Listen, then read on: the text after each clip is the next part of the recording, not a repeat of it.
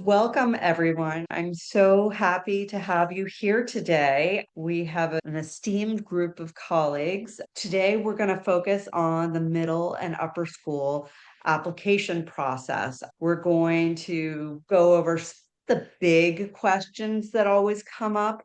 I'm going to do a bit of an introduction to Smart City Kids. We've been the leading educational consulting firm in New York for over 25 years. We created a very specific blueprint around student oriented, student centered admissions consulting. We are all about fit. And we serve families all over the world, but specifically our New York families from nursery all the way through college. We offer supports around boarding school, public school, private school, special education program. Again, acknowledging that fit changes. One of the key features of our firm is that all of us have been senior admissions leaders in our own space and in New York City schools. We have also been partnered for quite some time with Memorial Sloan Kettering, with New York Hospital, with NYU. I'm going to ask everyone to introduce themselves. We're doing alphabetical by school. So we have Andrew Weller from Birch Wathen. We have Lindsay from Calhoun. We've got Caroline Hubble from Fieldston. We have Emma Katz-Nelson from Masters, Alexandra Wheelahan from Trevor, and Brad Walters from UNIS. I want you all to share a little bit about your programs and what makes you unique as a school. Excellent. Thank you. My name is Andrew Weller. I'm the Dean of Admissions at the Birch Wathen Lenox School. We're a co-ed K-12 school of about 350 students on the Upper East Side of Manhattan. We know that families are looking for a school that will see your child, challenge them, and help them to go into confident, thoughtful, future-ready young adults, and that's exactly what we do here at BWL. Of course, as in all of our schools, at the heart of it is academic excellence. Rigorous, traditional, and grounded in the belief that students should not only master content, but also learn how to think, how to listen, how to question, and how to lead. Our middle and upper school students read deeply, they write persuasively, and engage in real intellectual dialogue across disciplines and across perspectives. And that dialogue matters at BWL. We believe deeply one of the most important things we can teach young people today is the ability to disagree respectfully, speak courageously, and listen openly, even when it challenges their assumptions. It's called constructive dialogue, and it's central to who we are. In classrooms and advisory and in student life, we create spaces for students to test their ideas, sharpen their thinking, and sometimes, yes, change their minds. That's not just intellectual growth, it's character development. BWL is a school for families who value substance, not flash, character, not conformity, and growth, not just outcomes. Come visit us here on East 77th Street. Over to Fieldston. Thank you. Hello, everyone. My name is Caroline Hubble. I am the Director of Admissions here at Ethical Culture Fieldston School for our middle division and our upper division. We are an all-gender pre-K through 12 school with 4 campuses. We have 2 lower divisions. One is up on our Bronx campus and one is on the Upper West Side. That is our Ethical Culture division. And then the middle school and the upper division is on our Bronx campus. We have about 1,700 students spread out over those 4 divisions. Middle school has about 135 students per grade. Upper school about 160 per grade. Each of those grades has a dean that travels with the grade. And then I can also talk more about our support programs in terms of our psychologists and our guidance counselors as we go through this discussion. We have a school that's grounded in a very strong mission that really is embedded in everything that we do here. The heart of our educational program is the study and practice of ethics, which prepares us and compels us to take care of our world, ourselves, and each other. The way we do that is we really have a focus on academic excellence. We have a rigorous, relevant, responsive, interdisciplinary curriculum. We also probably one of the only schools that has an ethics department. All students take ethics as a class starting in pre-K through 12th grade. And those classes are taught by faculty who are in our ethics department, not English teachers who are teaching ethics. We also are a progressive school. So that means for pre-K through 12, everything is really rooted in inquiry and experience. And we try to put the students at the center of their learning process. so that they can explore different things that they want to explore while they're here at the school. We also have an extensive arts program, athletics program, engineering, and we can talk a little bit more about that as we go through this program, but I don't want to take up too much time. So I'm going to hand it over to Emma. Hi, everybody. Thanks for having me. I'm Emma Katz-Nelson. I'm the Associate Head for Enrollment and Strategic Planning at the Master's School. And we are a coeducational day and boarding school located in Dobbs-Ferry. So we're in Westchester, just 12 miles north of New York City, and on a beautiful 96-acre campus. We begin in 5th grade and go all the way through 12th grade. Students who are in our high school in 9th through 12th grade have the opportunity to join us either as a day student, as a 5-day boarder who lives with us from Sunday night to Friday evening, or as a 7-day boarder where they're with us with the exception of those longer winter and spring breaks and so forth. And what that means is that our community is very vibrant. It's very diverse. In the upper school alone, we have about 500 students who come from 26 different countries, 10 states, and over 90 different local zip codes across the tri-state area. The middle school adds another 175 students to our close-knit, really dynamic community. And what I think sets Masters apart is the depth and breadth of our course offerings. Academically, students are engaging in rigorous core curriculum classes. There's about 150 or so courses in the upper school that students can choose from, everything from advanced level college courses that actually will give them college credit before they even finish high school. And the other core tenet that really is distinct is that we teach through the Harkness method, beginning in 5th grade. And once students enter our high school, Harkness is in every class. And this is a student-centered, discussion-based approach to teaching and learning that requires really deep critical thinking, collaboration, and communication skills. Beyond the classroom, we've got 60 athletic teams and 40 musical performances and many opportunities to be involved. In addition to that, we have a very rich innovation and entrepreneurship program and a dedicated 23,000 square foot space just for that. So our students here are really learning how to develop their voice, develop their ears, be good listeners as well. And because our mission of being a power for good in the world shapes everything that we do, that is woven into our approach to curriculum and our approach to how we take care of kids on a day-to-day basis. Happy to be here. Thanks for having me. I'm turning it over to Alexandra. Hi, thank you so much. I'm Alex Wheelahan. I'm the Director of Enrollment and Director of Admissions for Middle and Upper School here at Trevor Day School. We are a nursery through 12th grade coeducational school with over 700 students across 2 Manhattan campuses. Our lower school is on the Upper West Side, and our 6th grade through 12th grade are here on the Upper East Side on 95th between 1st and 2nd.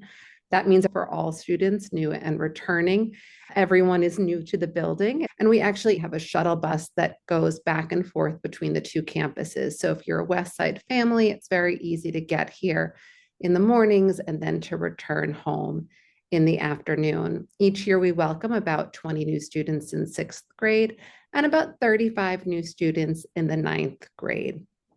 Our promise to families is a clear one. We promise ambitious academics, engaged students, and balanced lives. And academically, students benefit from small classes, honors classes, electives across disciplines, opportunities for research. And at the heart of it all is an inquiry-based learning where curiosity drives exploration, and students really learn to have agency and advocacy over their experience here. One of the greatest ways to learn about Trevor is actually to come to an open house. Our teachers don't have offices, they have desks out in common areas, and they're always accessible to students. And if you come to our open house, you can see both the common areas and what that's like, and then go and try some trial classes. Beyond our classroom, students participate in athletics. In middle school, everyone can be on the sports team of their desire. And in high school, we do have tryouts and you have to earn your playing time. We have robust music and theater, visual arts, service opportunities, student-led clubs. And again, I encourage you to come here and see Trevor for yourself. and experience it firsthand. I'm Brad Walters. I'm the Director of Admission at the United Nations International School, which, as you can see by my nameplate there, we affectionately call UNIS. We are a pre-K through grade 12 international school located at 25th and the East River. I mean that quite literally. The East River is underneath me right now because we are on a wharf over the river. We have about 1,400 students, a little bit over that across all of the grade levels, making us a big school by New York City standards, by international school standards. And we're very lucky to have everyone together in one building. So we've got a big building out over the river, awash in sunlight. You might notice there are no lights on in my office. That's pretty common in this building. One way we're lucky. We are defined first and foremost by our deep connection with the United Nations. Our history is tied in with the founding of the United Nations. We came just 1 year after the headquarters were placed here in New York. And you can see that UN connection in a few really pronounced ways, certainly in our mission. You're going to see 3 words highlighted really prominently in our mission: peaceful, compassionate, and sustainable. We talk about building a better world through emphasizing those 3 qualities. You certainly see it in our language program. Our flagship academic program is our language program. We teach 9 languages during the school day, all the way from novice level up through mother tongue level instruction for all 9 languages. And we teach several more in the after-school program. Often the easiest way to get an understanding of just how big this program is in the fact that our modern language department includes 63 teachers. So there are 63 adults in the building on a daily basis teaching languages other than English. And for families looking to come in the middle school or the high school, you're coming in at the peak period of that program. Starting in grade 7, students study 3 languages simultaneously. Everyone is studying English, Spanish, or French, and a 3rd language. And with that 3rd language, you can choose between Italian, German, Russian, Mandarin, Arabic, and Japanese. So language study is a very big part of what we do. That makes sense because the other way that you can see that we're really tied in with the UN is in how tremendously international and diverse this community is. There are 193 member countries of the UN. On a daily basis, we have 110 of them represented in the building. A substantial majority of every country on the planet is represented here every day. You feel that, you hear that while you're walking around in this building. I always tell families that the absolutely essential characteristic of coming to UNIS is that you must be able to navigate across every imaginable demographic difference all the time, because that is the lived reality of being here. It's also the most beautiful aspect of being here. So with that quick synopsis, I'm going to turn it over to Lindsay and she can introduce her school. Thank you so much for that warm welcome. Hi, everybody. I'm so excited to be here. My name is Lindsay. I am Dean of Enrollment at the Calhoun School. We are located on the Upper West Side of Manhattan. We have 2 locations. Our youngest learners, which is 2 years through 4th grade, are on our 85th Street campus, 85th Street in West End. And then we have a second campus on 81st Street in West End for grades 5 through 12. Calhoun's been around more than 125 years as a progressive institution. Areas that really define the Calhoun experience are that not only do we really embrace an innovative progressive approach to how we center and ground our students in their learning, but our open classroom learning environment facilities really mirror that. We have ways that we define learning areas on our campuses that fuel and foster a collegial, academically focused learning environment for our students, and one that allows them to really deeply engage in what they're doing while they're with us on campus. Defining characteristics of Calhoun outside of our facilities and our progressive philosophical and pedagogical approach are that we are a Montessori school through grade 3. Our 4th graders are the leaders of our lower school, and they're a single grade learning community before they move to our 81st Street campus. Our youngest learners are 2 years, 8 months that start in our Stepping Stones classes. And through grade 3, we are multi-age in our learning environment. So we have early learners, which are preschool clusters that have ages 2.5 through 3 or 4 years old. And then we have a pre-K 1st grade learning groups, and then roughly ages 6 to 8 or grades 2 and 3. And we're very flexible in those age bands. So there's a lot of opportunity for students who are ready for the next step to be able to progress pretty seamlessly. And for students that maybe need a little extra help or a little time socially, also have the opportunity to experience that at Calhoun. That multi-age learning environment actually extends into our middle and upper schools. Our advisory structure is also multi-grade in the middle school. So we'll have grades 6, 7, 8 in advisories together. We call them clusters at Calhoun. And similarly in the upper school, grades 9 through 12 are in advisories together. Our elective classes are chosen by students starting in 5th grade. And many of those electives, because they're driven by student choice, they'll have classmates of other grades in those electives, which is exciting for our kids. Finally, other curricular defining characteristics. We do teach Spanish in the lower school, introduce Mandarin in grade 5, and offer Mandarin and Spanish all the way through 12th grade. Students who are with us in the earlier years at Calhoun will most likely enter 9th grade at level 2 of their world language, which is our goal for them, which is slightly advanced of their counterparts that join us as 9th graders who usually sometimes are in that level 1 class, which is also something that we're obviously very much able to support. And then in our upper school, we have more than 100 electives, which is something I would really encourage listeners today to go to calhoun.org and check out our curriculum guide. Those 100 plus electives aren't just in the studio arts, performing arts areas. They're also math electives. We have multivariable calculus. We have forensic science classes, a lot of really interesting electives that are both interdisciplinary and allow students to delve more deeply into core academic subjects. So it's a celebration of academic study in the upper school at Calhoun, and one that allows our kids to get really engaged and really excited about what they're doing. Thank you so much for the detail. And of course, it makes me want to dive right in. And every one of the schools on this panel today, you have your special sauce. And I want you to be loud and proud about that. I'm going to dive right in and ask, when you are interviewing a student for a 6th grade spot or a 9th grade spot, how relevant is the parent piece of that whole process, specifically the interview process? Do you even interview them? There's a myth out there that it is all the kindergarten process, and it's very different as children grow. Alex, I'd love to hear from you, but also from Brad, because your schools have a different approach, I think.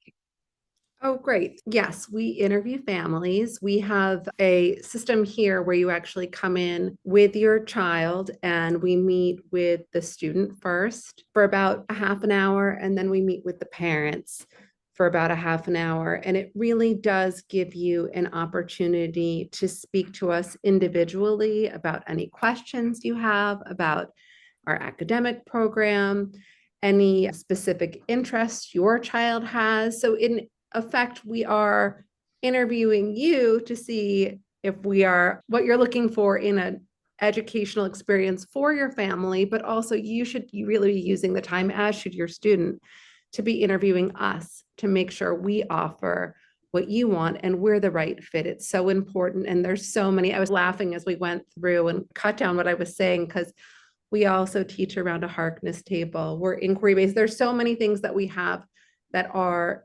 similar to each other, which is a wonderful gift in New York City. There's so many great choices. And we think the family meeting is a really good opportunity for you to see if this is a match for you also. So at UNIS, we do things a little bit differently, as Adriana noted. So we actually don't do parent interviews, period. No grade level. We don't parent interview for kindergarten, for pre-K, for 6th grade, for nothing. We care a lot more about getting to know the kid, which is not to say that we don't get to know the families. We just don't do it in a formal interview. So we have a pretty high touch admission process.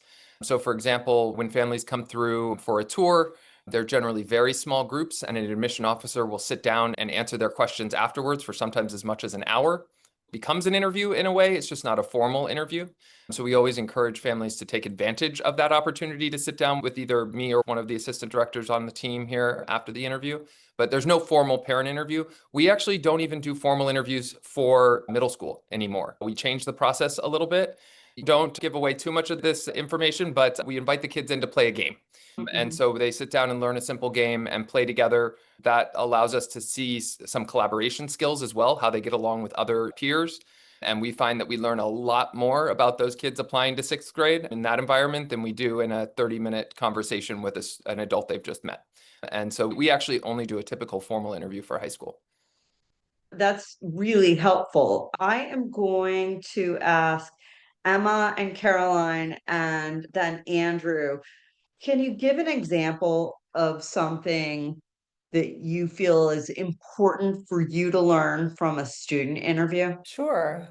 I think the most important part of any interview, but particularly for the students, is that we just want them to be themselves. When a student comes in and you can tell that their parents or a consultant or a family member has said, these are the things you should make sure you tell them, and they feel a little too rehearsed, then we Yeah. don't really get a sense of.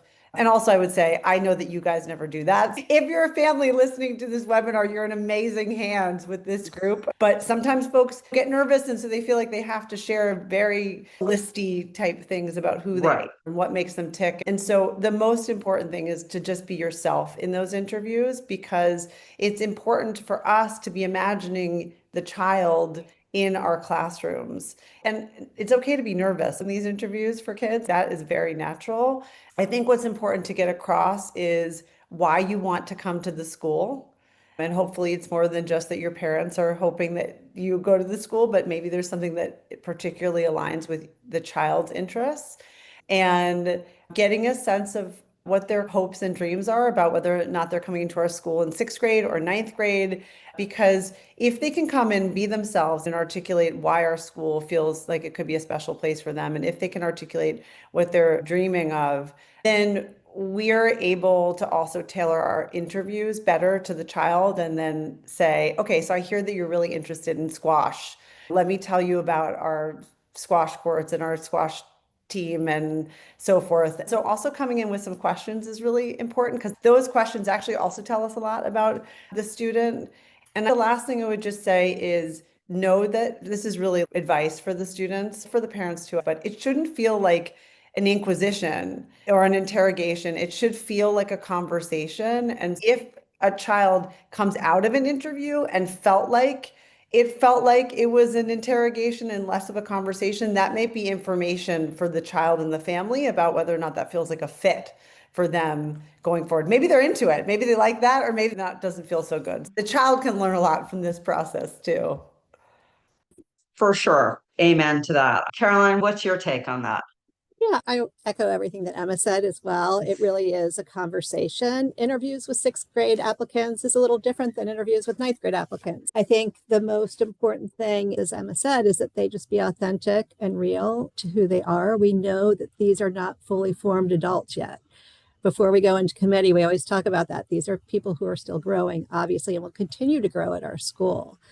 I like to ask questions that are going to make the students think, oh, that's not a typical question, but it's a fun one to answer. What do you love about your school? What's your favorite thing for lunch? Just to try to get them to really open up and maybe even put a smile on their face, because I know it is a nerve-wracking experience for them. We do try to keep it very low key, ask them to ask questions of us as well. And if we don't get to everything in the conversation, I always like to ask, is there anything else you want to tell me about yourself? And I ask the same thing of the parents, because as Emma said, it really is a conversation, because as much as we want to learn about the student and their parents and guardians, and we do interview parents and guardians for both grades, for 6th and 9th, we also want them to learn about our school. Some of these students are interviewing before they've toured, just because of the schedule. And we understand that. They don't have to know every single thing about our school. But what I like is when they ask questions about our school so that they can learn more about it. And then sometimes they light up about things, and sometimes they think, oh, maybe this isn't for me. And that's okay. That's what we're trying to do through the interview process as well. So we don't expect them to know everything, and they should know that. And we expect them just to be real. I once had an interview where I said, how was your day? And I got a laundry list of things that they had accomplished over the past year, which is fine. I know that's a nervous reaction, and it's a student who might feel like they've got to tell me everything, but I just want them to know that they don't have to tell us everything right away. We will get to that information through some part of the application. We just want to get to know them as people through this interview process. Yeah, I hear you. And I know at this age too, often your favorite part of the day is lunch or yard. And especially for the 5th graders, be honest about that. If it's lunch, why is it lunch? That's okay. I love lunch times when you get to see your friends. There's nothing wrong with that. And I like to talk about how good the food is here. So that Exactly.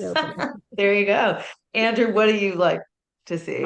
Gosh, I wouldn't add much to that. I agree completely with Emma and Caroline, and I liked what Caroline said about what gets a kid lit up. That's something that we're always looking for in our interviews. Where's that passion? And passion might be lunch. Passion could also be the Mets. Passion might be Taylor Swift. Every once in a while, passion school, not always. But when we're talking about kindergartens, there's so much responsibility we have as a school to build that passion in those foundational years. But when they're coming at 6 and 9, we want to see that passion piece in there. And then I would say, in addition, again, agreeing with everything they said, maybe something that's a little different, BWL, as I said in the introduction, we're very much into respectful disagreement and courageous dialogue. And so we try to prod around that with kids a little bit about when did you change your mind? And maybe it's about Brussels sprouts, who knows? But just helping students understand that's the kind of conversation we want to have here, that we want to be able to have those disagreements and we want to be able to listen deeply and also be able to speak articulately. And so we're looking for that when we're doing our interviews, to look for those kids who are mission aligned to what we're trying to create and what we believe an education should include. Excellent. I think this directly feeds into a little bit of myth busting. There's a myth on the park bench that certain schools feed your schools. And in particular, we have a lot of applicants who have gone to their phenomenal zone public. But particularly in New York City, there can be fewer options at the middle school level in public school. And there is a shift that a lot of families do and looking at independent schools. Can you tell me a little bit about how you view applicants from public schools versus other independent schools? Thank you for the question. Let's do some myth busting. Speaking on behalf of Calhoun, we really acknowledge that we're a city of New Yorkers for New Yorkers. And a huge part of our community often will come to us from the public school and learning environment. And we really celebrate that. I would absolutely encourage listeners out there to consider a school like Calhoun for sure. We're also, when we think about the varying academic learning environments, we're really a school that is able to meet our kids' academic and social needs pretty immediately, and we're great at transition. So I often say to families who are like, oh, this is such a different learning environment for my child who's been raised in a public school, larger classes, different type of structure. You say you're a progressive school. Probably all of us on the Zoom here today could offer to you, don't allow that learning environment to cause hesitation in exploring any of our schools. We're great at making sure that kids get what they need when they come to us. If a child's accepted to one of our schools, it means that we want them to be a part of our community. Don't let that public school background hinder or pull away from your interest in pursuing one of our school learning environments. And particularly for middle school, it's great because we have time before your child would enter high school where things get more complex for all of our schools. And certainly at Calhoun, students have a lot more academic and social autonomy. So to have a couple years with us before those important times for students is also beneficial. So if you're able to look at a school at an earlier entry point, I would highly recommend it. Excellent point. Thank you for sharing that. At UNIS, I mentioned that we have basically every imaginable kind of demographic diversity. That includes schools that kids are coming from. Yeah. So we had 240 new students join us this year, coming from 210 different schools, meaning almost every new student joining us was the only new student coming from their school to UNIS. Those schools are every type of school under the sun, right? And especially drawing from 110 different countries, you can imagine how many different curricular backgrounds students are coming in from. The defining characteristic of our classroom and our curriculum is that it is flexible, adaptable, and we can meet those kids where they are because we have to do that given the tremendous diversity in the building. And for us, that means we have a really robustly staffed student support team with a full-time psychologist at every division, social emotional support counselors in each division. It means our ELL team, English language learner team, doesn't care if a student speaks a word of English before grade 8. We will get them caught up. And so we always tell families who are nervous about coming into our program or being admitted to our program that we consider their child's application in the context of what their education has been to that point. If I have an applicant coming from a school in Japan who's only done a Japanese curriculum, has only ever studied in Japanese, I do not expect them to get 95th percentile on the reading comprehension section of an English language exam, right? In fact, if they get above 15th, that's pretty incredible. Local New York City public schools, totally fine. Public school in the Seychelles, totally fine. Private school in pick a country, totally fine. It really doesn't matter from the UNIS perspective.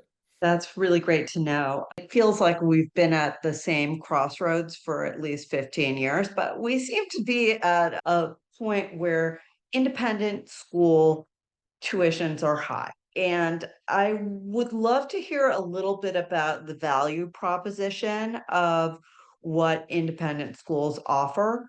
Can you both speak a little bit about what that looks like? And also, I know that there is deep nuance in the families who are coming to you, and they're not all families who I know all of your schools have deep resources around financial aid.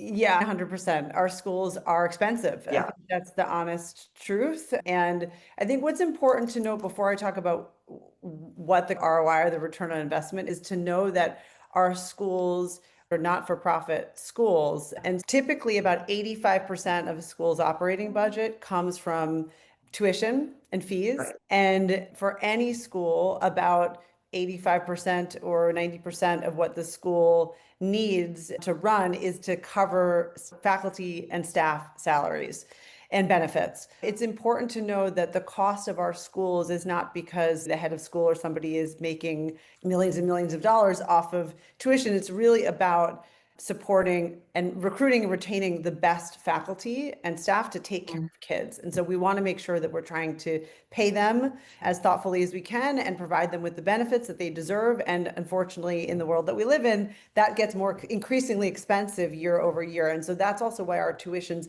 rise year over year, is because we want to take care of teachers. We also have deferred maintenance and things that we want to take care of so that the kids are in the best possible physical spaces too.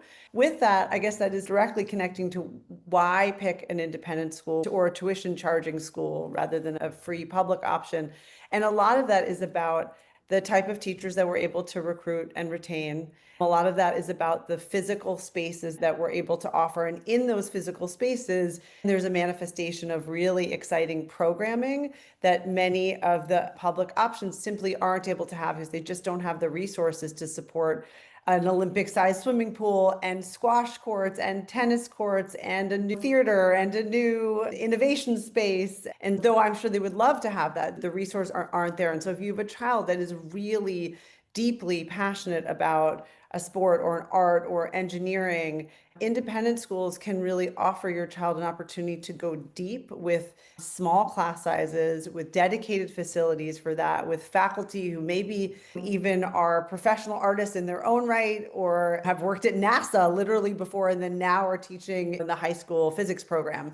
And so there's a lot there in what your dollars will get you. At all of our schools, your child will be known. That's one of the things that I think we all do exceedingly well is we see the kid, we see the individual, we make sure they don't get lost in the shuffle. And when you are paying a significant amount, whether that's the full tuition or close to the full tuition or not, any financial investment from a family means that you're investing your time, your resource, and your trust of your child. And so our schools don't take that for granted even for a moment. And I don't think that public schools do either, but there is layers of bureaucracy that exist in those schools that don't exist in ours that allow us to care for the kids in a different way. Emma, you did such a beautiful job with that answer. I'm so glad you went first. You spoke so beautifully, I think, for every single one of us on this panel. The only thing I would add on, and certainly I think if you're reading the newspaper now at the state level, at the city level, at the federal level, there's a lot that goes into more mandated curriculum in public schools, and we are independent schools and we have independent curriculums. So you've heard a little bit about how they're similar and also different at our schools. But as Emma so beautifully put it, to be able to afford to bring this rich education, all of these wonderful educators and our incredible facilities with our independent, not state mandated or city mandated curriculum to your students, it costs us a lot of money, and the tuition doesn't even fully cover those costs typically in most of our schools. Very true. Thank you for answering so thoughtfully. Okay, a couple of questions that have come up of late. and I'm just going to do this round robin, but how is your school managing AI use? That has been a big topic that's come our way. And I would love to hear just quickly, maybe from Lindsay and Caroline and Andrew, how are your specific schools managing this? I'm happy to jump in. Sure. Yeah, it's not going away, right? So Yeah. we're obligated, right, to prepare our students for that world. At BWL, we're concerned with bias in AI. We're concerned Mhm. about ethical use of AI. We're also concerned, as part of our constructive dialogue, helping students understand their own voice and their own authorship. There are things that AI can do wonderfully to be a thought partner and to help you brainstorm and get ready for a test. But there's lots of things it can't do. And we need to help our students understand the difference and understand its ethical use and understand the importance of their own voice and their own perspective in the world. I agree with Andrew, and I also agree with what Alexandra and Emma said before. So thank you for that. AI, obviously, it's not going away. I was just at a conference, I don't know if any of you were there last week, about enrollment management. And there were a lot of sessions about AI. And what I would say at Fieldston, what we're trying really hard to do is work with our technology department, which is actually called Ethics and Technology, because anything that happens in technology really affects our ethical program as well, to make sure that we are, as Andrew said, staying as much as we can up with everything that's going on and making sure that what the students are using AI for is ethical, is the right way to be using it. All of the students have been signing their student handbooks over the past week. I'm also an advisor in the high school, and a big part of that is our AI policy, and that gets updated every year. In addition, for technology, I think all of our schools are probably dealing with how are we dealing with phones as well. Obviously, in New York City, it's a bell-to-bell policy in all schools. We are changing to that in our upper schools starting second semester. And I think that is very much welcomed by parents and faculty and also some students. So I just want to bring that up as well as we're talking about technology. Yeah. Thank you for sharing that. But AI in particular, obviously, I didn't go to school when there was AI. I barely had email in school. So we're all doing our best to really learn about it and learn from the experts who are really digging in deep on this in terms of how AI is impacting education. And also because students are still trying to figure out how to use it, one of the things that we do require students to do is they're working on documents. They have to type directly into a Google Doc. So they can't cut and paste from something. And if they do, the teacher knows that's not allowed. So that's how we're trying to minimize students. It's a slippery slope, and it's not like they're trying to do something wrong, but it's very easy to do something that is not in line with how we are trying to guide students through the curriculum and helping them to learn. The goal is to have our students really learn and not take other people's work and use that. I'll just quickly add first, what's happening at Calhoun is very similar. And here's another nod to the value proposition for independent schools is that we have the resources and the time to build this into our curriculum in ways that other school options just won't have. It is true that AI is absolutely a priority, I would say, for all of us. And at Calhoun, similar to the other schools on this Zoom, we really are focused on equipping our students with the best skills to utilize these new technologies in the best, most productive, most inclusive ways possible.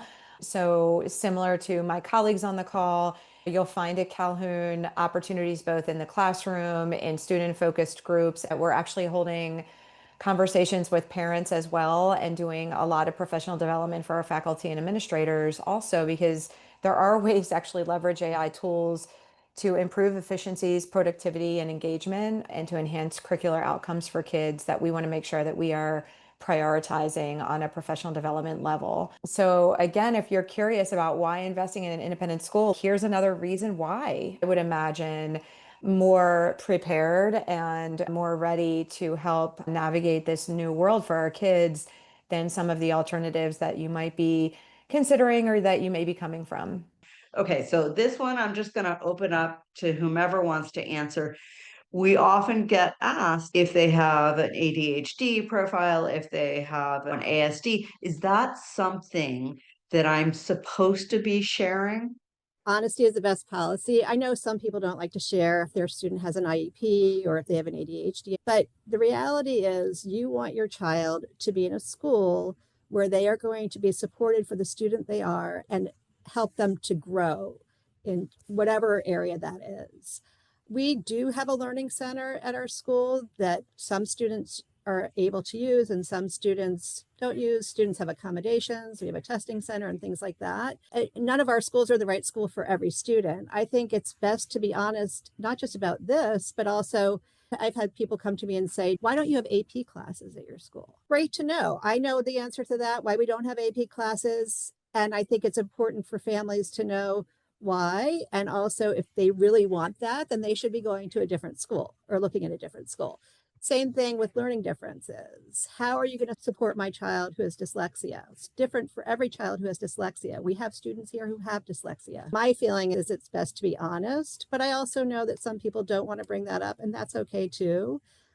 We learn a lot from all parts of the application. We're never going to ask that question during an interview, but as a parent myself, I think it's best to be honest about whatever kind of learner your child is so that you can make sure that they go to a place where they can really be successful and thrive.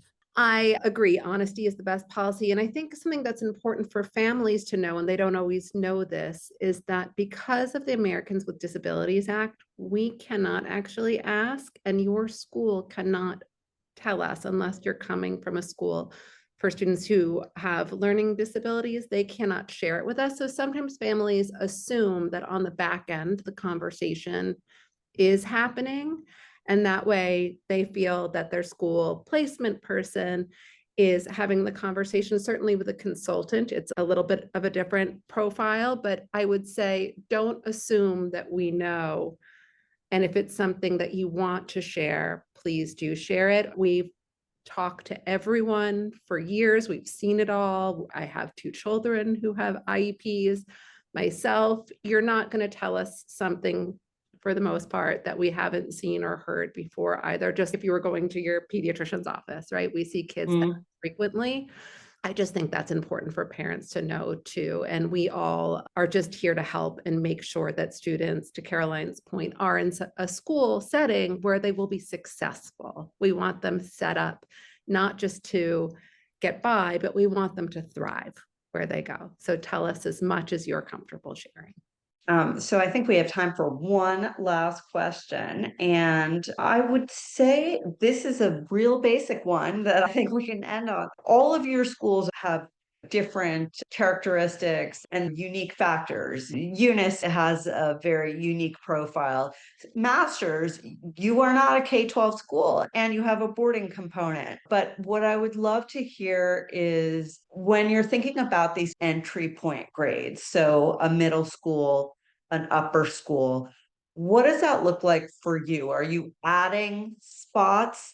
Thank you for the question. I'll speak quickly so my colleagues can answer too, but the answer is yes. Calhoun at least is structured in such a way that we plan to grow for our middle and upper schools. It enhances the academic experience and social experience of our students who join us as 2.8-year-olds.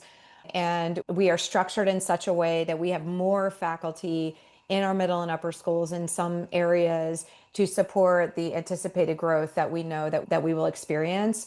And we're also trying to meet the needs of families in New York, right? So we know that there are families that will always have a desire to transition their child in middle school, and we want to be a school of choice for them. Similarly, upper school, that 9th grade year in particular, is a point of transition for many families.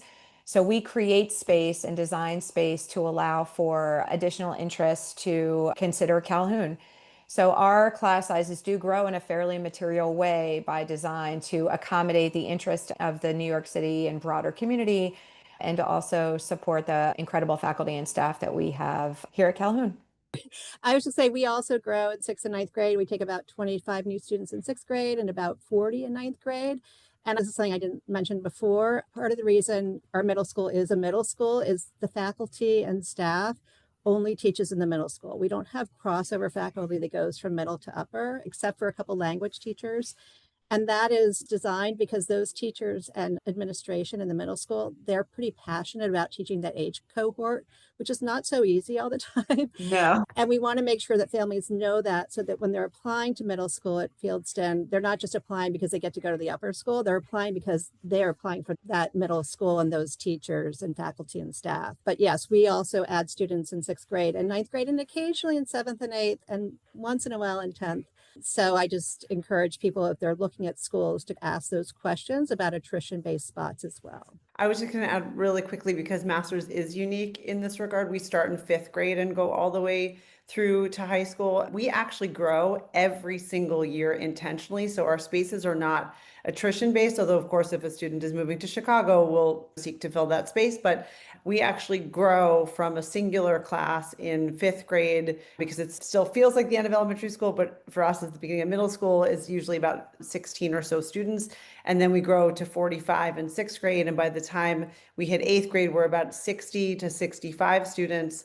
And then in our 9th grade, we're usually about 125 students. So it's a pretty large new cohort of students. But by the time they get to 11th grade, the grade has grown again to about 140 and 145 students. It does create this culture of new being cool and exciting at the school, because there are new students intentionally coming in every year. And as Lindsay was saying, our staffing also mirrors that. So of course, that's another plus of being an independent school, is that we're able to continue to add full-time faculty to support those growing class sizes. Some schools will be attrition based only. So you should call the school to say, if you happen to have a space in 3rd grade, we'd really like it, or 10th grade. And then some other schools like ours actually have anywhere from 15 to 20 new students joining every year in that grade. Definitely ask around, because every school will do that a bit differently. That's helpful to know. Okay, I'm going to ask everybody just briefly, any last tips that you would like to share with applicant or prospective applicant families? I would just say, enter this process with an open mind. Each of our schools has very unique identities and cultures and communities. And Adriana, you mentioned this earlier on. There are some narratives out there about schools or about independent schools. Really try to come to us and learn about who we are. Ask questions of us, ask those hard questions. We welcome knowing what's on your mind, and really come in with as open a mind as you can and try your very best. I know this, what I'm about to say can be hard sometimes, but try to enjoy the process and really lean into it. And on the outside, or on the end of that journey, I think you'll have a really clear picture of where you hope your family will land, and maybe learn a thing or two along the way. Information sessions, open houses, take advantage of those as much as you Yeah. can, and ask questions. There's not a bad question. That's what we're here for. This is what we do.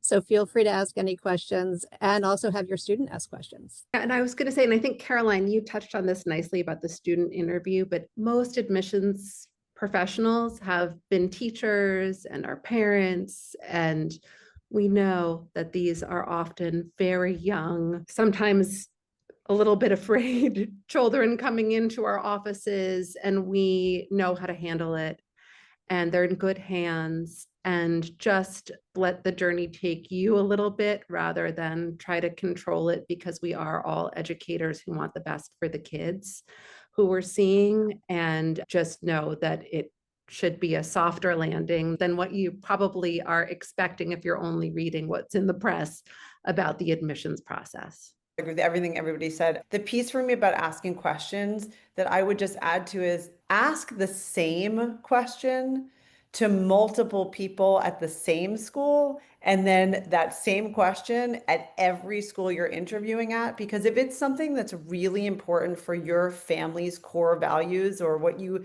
hope your child will get out of the next 4 or 8 years, however long they're going to be at a school, make sure that you're asking that question until you hopefully hear the answer that you think, oh, okay, that's really what I'm hoping for my child. Because if you're not hearing that, that's important information.